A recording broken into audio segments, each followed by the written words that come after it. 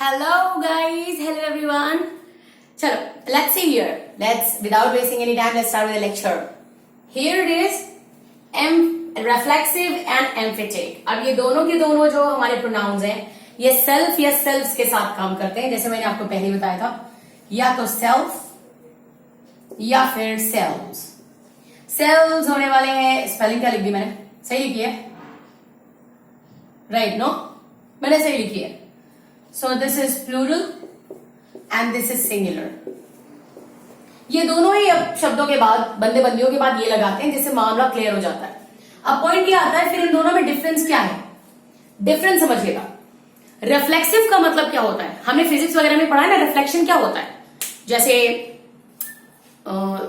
Light का टकरा के वापस आना, यानी टकराव होना जरूरी है. और टकराव होने के लिए क्या जरूरी है? थोड़ी दूरी जरूरी है. भाई जब चीज में कोई दूरी ही नहीं तो टकराएगा क्या? पॉसिबल ही नहीं है. तो रिफ्लेक्सिव ये कहता है कि सब्जेक्ट से मैं दूर रहता हूं ताकि मैं रिफ्लेक्ट हो सकूं. एग्जाम्पल के तौर पे देखिए, I do, okay, I take, ये बहुत ज्यादा हो जाता है. I take my decisions myself. ठीक, सब्जेक्ट कौन आएगा? आई. वो अपने ही डिसीजन के बारे में बात कर रहा है. सो अभी हमारे इस बंदे से हमारा ये बंदा दूर है. इनके बीच में एक पूरे डिसीजन का गैप है. तो कहने का मतलब मैं फिर बता रही हूं, रिफ्लेक्सिव का मतलब होता है कि जो शख्स है वो अपने अक्स से थोड़ी दूरी पर रहेगा ताकि रिफ्लेक्शन हो सके. इसको ऐसे समझो, जैसे जब हम, सबसे बेहतरीन example which I never forget to give to my students, if you look into the mirror, that's the best example of reflection. अभी मिरर में क्या होता है? It reflects your face, right? If there is no mirror you won't come to know कि how exactly do you look like. So if there is a mirror over there and if you are watching your face and you are like, oh my gosh, I am looking good, उसकी बातें तो निकलता है. लेकिन अगर मान लो ये mirror है और ये मैं हूं, तो रिफ्लेक्शन कहां हो रहा है? Not possible. सो रिफ्लेक्सिव ये कहता है कि मुझे मेरे रिफ्लेक्शन से थोड़ा दूर रखो ताकि मैं रिफ्लेक्ट हो सकूं. लेकिन एम्फेटिक का मतलब होता है जोर देके कहना अपनी बात को, मतलब किसी भी चीज पे जोर देके कहना. अब जब तुम किसी चीज पे जोर दोगे तो जाहिर सी बात है ना, आप और चीज एक हो जाते हो तभी तो जोर लगता है. यूनिटी है strength. United we stand and divided we fall, the moral science का lecture, right? Now let's hear, यही वाला सेंटेंस यहां पे क्या होने वाला है? I myself take my decisions. See here, who was the subject here? I transformed into my क्यों? क्योंकि ये possessive था, possessive केस बताने के लिए. तो myself जो है वो अपने ओरिजिनल बंदे से दूर था. लेकिन यहां पे क्या है? myself अपने ओरिजिनल बंदे के बिल्कुल पास है. यानी कि अगर मैं आपको फिर से बताऊं तो फिर से सुनिएगा ध्यान से. रिफ्लेक्सिव ये कहता है कि जो सब्जेक्ट है उसका जो रिफ्लेक्शन है सेल्फ, वो दूरी पे होना चाहिए.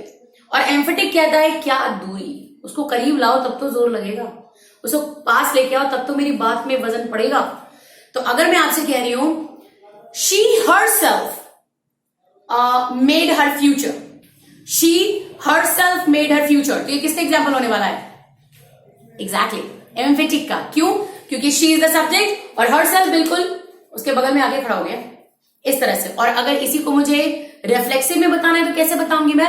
She made her future herself. Am I clear? Of course I am, of course. So now this is how reflexive and emphatic work. Reflexive says that the subject is supposed to be a little at a distance, but emphatic says no, I need my reflection with me to put a little more weight to my thing. Am I clear? Of course I am. Okay. Let's go with the next one. See here. See here, method not my bad, but of course. Now we are coming with indefinite. Indefinite. If there is a थोड़ा बहुत लोचा इन spellings ना तो बर्दाश्त कर लेना, ठीक है? Indefinite pronouns. अब बताओ indefinite का मतलब क्या होता है? मैंने बताया था ना भाई, जो डेफिनेट ही नहीं है जैसे मैं तुमसे कह रही हूं शी इज माई फ्रेंड, तो यानी मैं उसी बंदी के बारे में बात कर रही हूं कि वही मेरी फ्रेंड है। लेकिन अगर मैं कह रही हूं somebody इज माई फ्रेंड, तो अभी somebody कौन है? सोचते रह जाओ, सोचो, दिमाग लगाओ, और नहीं मिल रहा है तुम्हें वो somebody। सो यानी कि ये इनडेफिनेट वाले ये कहते हैं कि बात मैं बताऊंगा तो, मगर पूरी नहीं। So this is indefinite. तो इसमें जितने भी वाले आते हैं ना, ज्यादातर जैसे मान लो अगर हम ह्यूमन की बात कर रहे हैं तो एवरीबडी, समबडी, नोबडी, एनीबडी, ये आ जाता है। और अगर हम थिंग्स की बात कर रहे हैं, एवरीथिंग, समथिंग, नथिंग, ये वाला एनीथिंग। और अगर हम मान लो प्लेस की बात कर रहे हैं, एनीवेयर, समवेयर, नोवेयर, एनीवेयर। ऐसे होता है। मतलब आप मेरे से बोल रहे हो मैम आप कहां जा रहे हो, I am going to Delhi, तो अभी दिल्ली क्या हुआ? डेफिनेट है। मैम आप कहां जा रहे हो? बस जा रही हो। कहीं? क्यों बताऊं? I am going somewhere, why should I tell you that? So वो समवेयर क्या है? इनडेफिनेट। यानी बात मैंने बता तो दी, लेकिन तुम्हारे अंदर वो जो कीड़ा था ना वो अभी भी छोड़ दिया मैंने। सो ये इनडेफिनेट वाले क्या होते हैं ना, वो आपके अंदर के कीड़े को ऐसे बिल्कुल करने के लिए छोड़ देता है, और सामने वाला बस लगा के चला जाता है। सो एग्जाम्पल के तौर पे अगर मैं आपसे कह रही हूं somebody is at the door, दरवाजे पर कोई है। कौन है? सामने क्यों पता? वो खोल के देख ले। और इसी पे अगर मैं कह दूं पापा इज एट द डोर, तो अभी मुझे पता है, लेकिन चूंकि इनडेफिनेट है तो पापा नहीं हो सकता है, तो we are going to have somebody.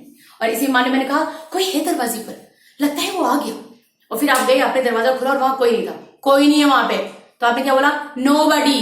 फिर से क्या हो गया? indefinite. Clear? Of course it is. Now the next one is relative. Oh my gosh. लेकिन ये अच्छे वाले रिलेटिव है क्योंकि ग्रामर क्या है। Now it is relative pronouns. अभी रिलेटिव का मतलब क्या होता है? इसमें हमेशा क्या होता है? पहला फर्स्ट सेंटेंस होता है, पहला सेंटेंस। फिर इस पहले सेंटेंस के बारे में तुम जिसके बारे में बात कर रहे हो उस शख्स को यहां पे करते हैं कनेक्ट। यानी ये जो रिलेटिव प्रोनाउन है तुम्हारा वो यहां आता है, जो काम करता है कनेक्ट करने का। और उसके बाद आता है आपका second sentence. First sentence connect करता है इस वाले से, फिर आता है सेकेंड सेंटेंस। अब जैसे मैंने आपको अभी इस तरह करके बताया, यकीन मानिए आपको घंटे से कुछ समझ में आया। तो एक बार मैं इसको चेक करके देखता हूं। अगर मैं आपसे कह रही हूं I know the building,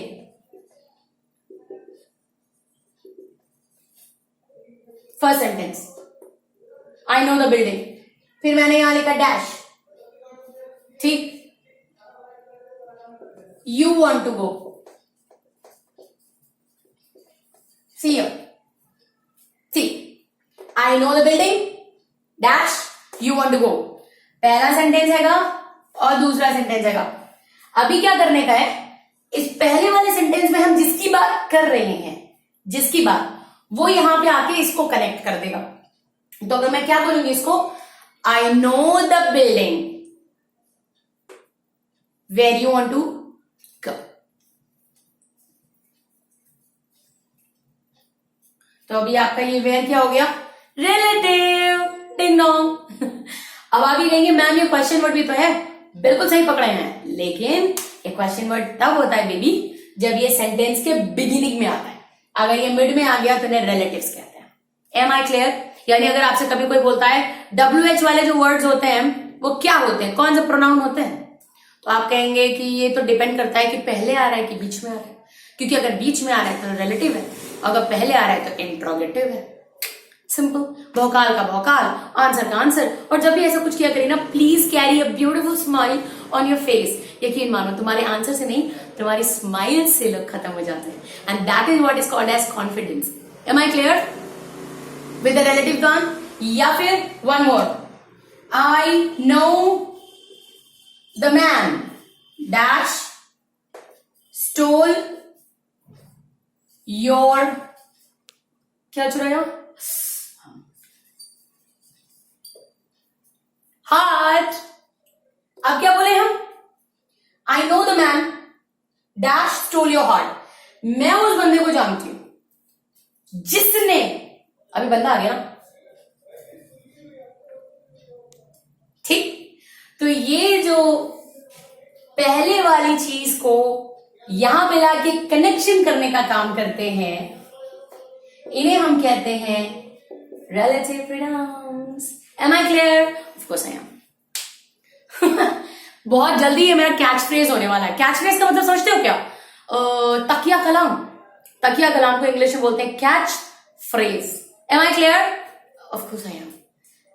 So now the next one is going to be demonstrative, distributive, and reciprocal. These are damn easy, and when I teach, it becomes actually damn easy. So I'll be telling you this in the next one thing. Till then, keep watching, keep subscribing, keep reciprocating, keep coming, keep going, keep मतलब जगाओ, जाके वापस आओ। I'm waiting.